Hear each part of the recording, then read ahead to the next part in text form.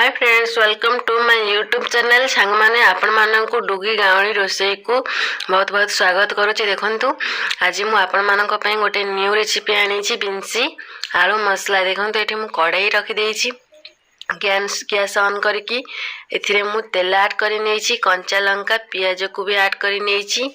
एथिरे देखंतु किछि समय पई आमे पियाज को सिजिबा पई कि छाडी देइछि। पियाज सिजी सारिछि, हमर एथिरे बिंसी को ऐड करि नबा। देखो सांग मैंने आम बीन्स को ऐड करा हो सारी, एथिरे आलू की भी ऐड करदेबा। देखो सांग मैंने आम आलू को भी ऐड करा हो जाइए, बीन्स की आलू को ऐड करा हो जाइए, आपको मिक्स करदेबा। देखो ये ग्रेट करके रखिथिबा पियाज आउ टमाटर को भी ऐड करके मिक्स करदेबा। देखो केते सुंदर भाव में आम मिक्स हो जाइए। एथिरे स्वाद अनुसार लूण को भी ऐड कर नबा।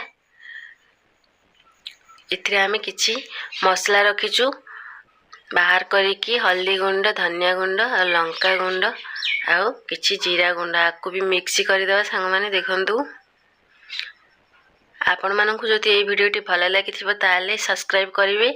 सब्सक्राइब करिबा पई कि भूलिबेनी, लाइक करिवे, कमेंट करिवे और शेयर करिवे। रहिली जय जगन्नाथ।